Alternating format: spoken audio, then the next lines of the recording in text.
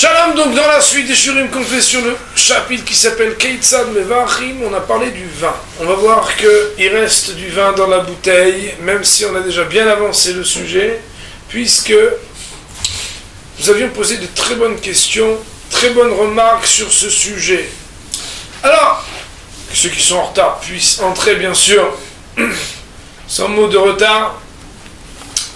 Il y a marqué... Pas de problème, tu as le droit. Donc, il y a une question qui avait été posée qui est très ingénieuse et très intéressante, car voilà qu'on avait statué. Quelle est la raison pour laquelle le vin, il a un rab fna'atzmo? On avait dit que, premièrement, il est ça veut dire qu'il a un changement pour être quelque chose de meilleur que ce qu'il était avant. Autrement dit, il était raisin, et il est devenu mieux que ce que le fruit était, puisque c'était déjà une première condition. Dépôt de dossier. Après, il y a une deuxième condition. C'est que quoi? Qu'il a une particularité, une importance, qui fait que ça veut dire qu'il rassasie et il réjouit. Ça veut dire qu'il donne quelque chose de particulier à l'homme, que c'est non seulement mais en plus ça, il rassasie et il réjouit. Mais mettre que le Rabbeinu Yonah, je ne sais pas si vous vous rappelez de Rabbeinu Yonah, on a vu dans les mots qu'il disait, c'est la raison pour laquelle le Dvash shel Tmarim, on va dire un peu de miel de date, qui malgré le fait qu'il est meilleur que les dates, pourtant, comme sa modification, son amélioration, son ishtanel et ilouya n'est pas aussi grand que l'ishtanel et ilouya de ce que le vin est meilleur que les raisins, c'est la raison pour laquelle, bien qu'il y ait une amélioration dans Dvash shel Tmarim, on ne fera pas une bracha b'fnei atzmi. La question qu'on avait posée la semaine dernière, c'est de considérer que le vin, eh bien, le vin c'est une macération, c'est une fermentation de quelque chose qui était avant, et que le vin aussi peut, après un certain stade, devenir un vinaigre, en français très justement un vin aigre, un vin qui s'abîme. Aussi, on voulait savoir, est-ce que le jus de raisin, en cela qui n'a pas les mêmes caractéristiques que le vin, mais qu'il a un avenir, et pas un avenir dans le passé, car chaque bouteille de vin était quelque part une sorte de jus de raisin qu'on a laissé macérer, qu'on a laissé fermenter. Est-ce que quelque part on comprendrait qu'à juste titre, comme le vin, le jus de raisin aussi, on fasse boré pré à Geffen, ou bien là, on devrait dire boré pré à Etz ou Shakol ni Abitvao.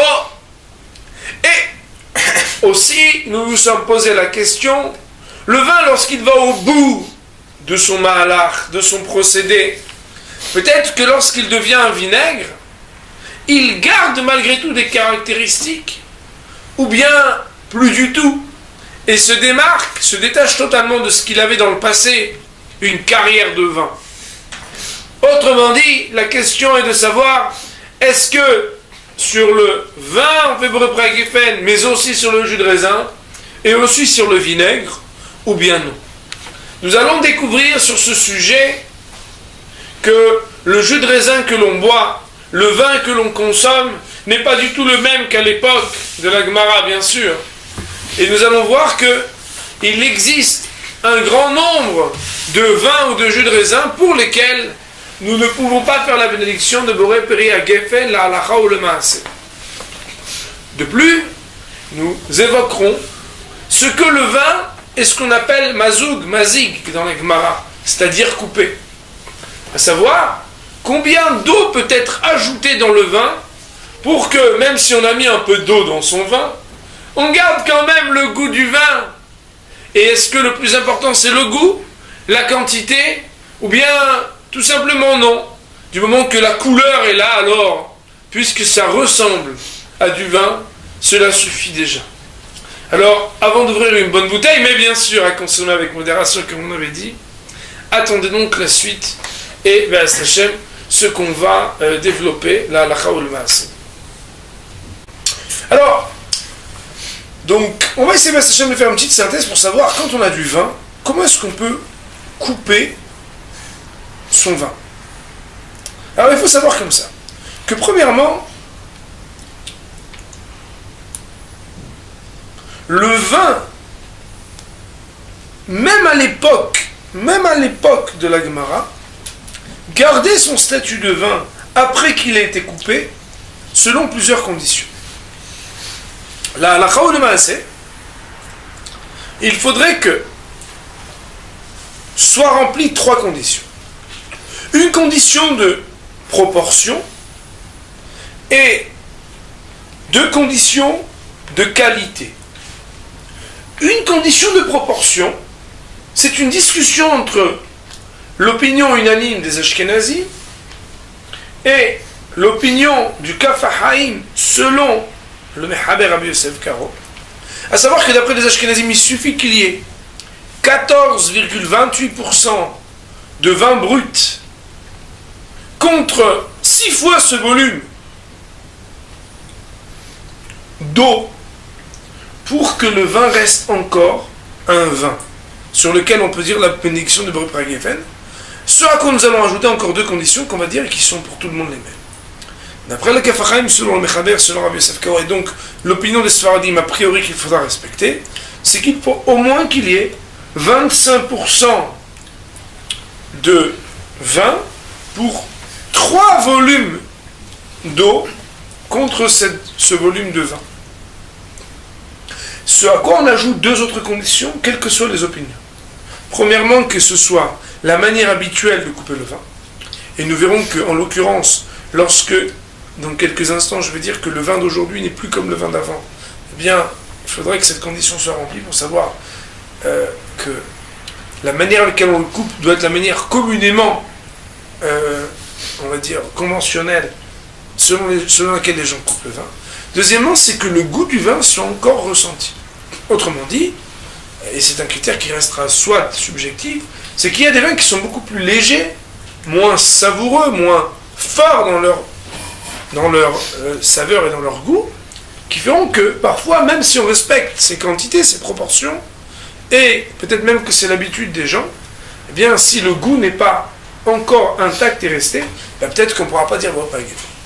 Alors, il faut savoir que de nos jours, les choses ont bien changé, car les vins sont beaucoup plus fragiles, moins forts, et à cause de ça, il existe différentes opinions concernant la proportion de vin en deçà de laquelle on doit prononcer la bénédiction de Shakol Nia Bidvaro. D'après l'opinion des Sfaradim, citons en particulier les opinions connues à la fois de Or Letzion, donc de Rav Ben Zion Abba Shaul, et de Rav Ovadia Yosef, il faut qu'il y ait une majorité de vin, c'est-à-dire plus de 50%, pour que le vin garde un statut qui lui permette qu'on fasse dessus Boré Pragefen. En deçà de ces 50%, on prononça la bénédiction de Shakol Nia Bidvaro d'après ses opinions. Elles sont rejointes par l'opinion du Kaf HaHaim aussi, mais ça c'est pour l'opinion de Sfaradim, mais aussi par le Pri Megadim, et encore d'autres poskim aussi, Ashkenazim. Il y en a qui vont dire que même avec moins que ça, c'est-à-dire moins que 50%, avec une proportion, on va voir tout à l'heure, en pratique, mais une basse proportion déjà d'eau, on pourrait enlever des vins d'aujourd'hui le statut de vin halakha ou le maaseh. C'est la raison pour laquelle, pour éviter ces problèmes, on fera attention à respecter certaines conditions lorsqu'on vient à couper le vin que l'on veut consommer.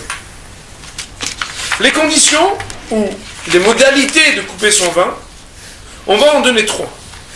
Premièrement, c'est de garder 2 tiers de vin pour honorer toutes les opinions et 1 tiers d'eau, auquel cas il n'y aurait pas de problème de dire Boré Pragefen. Ou bien, mieux que ça, plutôt que de couper avec de l'eau, on coupe avec du jus de raisin. Si c'est du jus de raisin qu'on va qualifier de jus de raisin 100%, c'est-à-dire 100% qui n'a pas été coupé lui-même par l'eau, alors on pourra en ajouter autant que l'on veut de jus de raisin 100%, c'est-à-dire non coupé. Le mélange restera, quoi qu'il arrive, un mélange sur lequel on pourra faire la bénédiction de Boré Pragefen. Troisième possibilité, c'est lorsque nous n'avons pas un jus de raisin qui s'appelle 100% jus de raisin. C'est-à-dire que c'est un jus de raisin qui est susceptible d'avoir été lui-même coupé. Dans un cas pareil, on devra, premièrement, respecter qu'il y ait au moins 50% de vin contre 50% de ce jus de raisin bizarre, et qu'en plus, il y ait en tout et pour tout, certainement, plus de 2/3 de vin plus jus de raisin sans ajout, contre maximum 1/3 de ajout, c'est-à-dire de ce qui a permis de couper le jus de raisin. Voici donc comment respecter, même lorsqu'on veut couper son vin, les conditions pour lesquelles on va, malgré le fait que le vin n'est plus comme il était au départ, encore être l'objet, l'aliment sur lequel on peut dire Boré Geffen. Donc juste en synthèse, on a vu que le jus de raisin, non d'abord on a vu le Yain Shechmitz, ça veut dire le vin qui a tourné. Un vin qui a tourné, si c'est un vinaigre mamash, un vrai vinaigre, du moment que c'est un vrai vinaigre qui est mazik, la lachol maïsé, on ne fait pas de bracha. Pourquoi? Parce que c'est mazik, comme on va voir très bientôt la Gemara, que c'est comme chez Menzaï. Mais non, si c'est un vin qui a un peu tourné, que la plupart des gens ils disent non, il n'est pas bon ce vin, mais qu'il y a des gens qui peuvent boire, celui qui le boit, il fait chacun les vidéos. Bien entendu, il n'y a pas d'obligation de boire un vin qui n'est pas bon. Comment on fait quand on doit faire kidouche et on veut savoir si on veut pour Geffen ou pas? Alors on goûte avant. Et selon le shiurim qu'on a fait il n'y a pas très longtemps, que vous pouvez voir d'ailleurs en vidéo, le maïs là-bas, on a dit que c'est mieux de goûter sans avaler pour savoir si on fait si après il est habilité à ce qu'on puisse faire la bénédiction dessus de Boré Geffen, s'il peut ouvrir une bouteille ou s'il veut faire chacun évidemment. Écoute, sur le jus de raisin, il y a une discussion à savoir est-ce que le jus de raisin il est considéré comme un aliment sur lequel on peut couper ou pas couper. Il y a des opinions pour lesquelles on peut couper comme le vin. Il y en a qui disent que on ne peut pas couper comme le vin, que dès qu'on met un peu d'eau, très peu même, alors ça pourrait poser des problèmes. C'est la raison pour laquelle la lachol maïsé, a priori on doit faire très attention, que couper avec les 3 petites gouttes ou le tout petit peu qu'on ajoute, selon beaucoup de coutumes, avant de faire le kidouche, il n'y a aucun problème de le faire. Mais dès qu'on dépasse un tout petit peu, une toute petite quantité d'eau, alors ça posera un problème. C'est la raison pour laquelle le conseil qui est donné, pour être tranquille, c'est d'acheter des bouteilles sur lesquelles il y a une mention qu'on appelle Mea Achuz Mitz Anavim, c'est-à-dire 100% de jus de raisin. Mais non, il faut savoir que, même si on n'a pas évoqué ici un sujet qui est très intéressant, je ne sais pas si vous savez, mais dans les bouteilles, sur les bouteilles de raisin en Israël, il y a marqué ce qu'on appelle Apilou le dat avec Yosef, mais Bachim Boré Geffen. On fait Boré Geffen même d'après l'opinion du Bet Yosef. C'est parce qu'en réalité, il existe ce qu'on appelle le din de Yain européen. C'est du vin européen, qui à l'époque déjà du Bet Yosef, donc il y a très longtemps, il y a des centaines d'années, était considéré comme un vin qu'on a forcé à ne plus mûrir, c'est-à-dire à ne plus devenir un vrai vin. Il est bloqué. Le fait qu'il soit bloqué, est-ce que ça enlève ou non le statut de vin?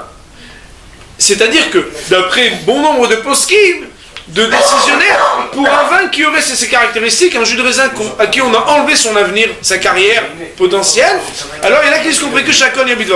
C'est la raison pour laquelle, sur bon nombre de bouteilles de bonne famille, il y a marqué qu'on peut faire Boré Geffen même d'après le Bet Yosef, pour nous dire qu'il ne s'agit pas ici d'un vin auquel on a mis des agents soit je ne sais pas si de la conservation, en tout cas, qui bloque ce processus de maturation. Et cela nous permet de savoir que d'après toutes les chiffres, on va dire Boré Geffen. Enfin, le vin qui soit pasteurisé, on appelle ça mefousta en hébreu, ou bien qu'il soit mevouchal, il n'y a pas de problème de faire la bénédiction de Boré Geffen dessus. Il n'y a que le cognac pour lequel on prononcera la bénédiction de chaque cognac bidbaro, même s'il a été fait à base de vin. Je pense qu'on a fait, B'ez Hashem, le tour en gros et en détail de sujet du jus de raisin, du vin un peu aigri et du vrai vinaigre, et nous dirons B'ez Hashem, Baruch Adonai Le'olam, Amen.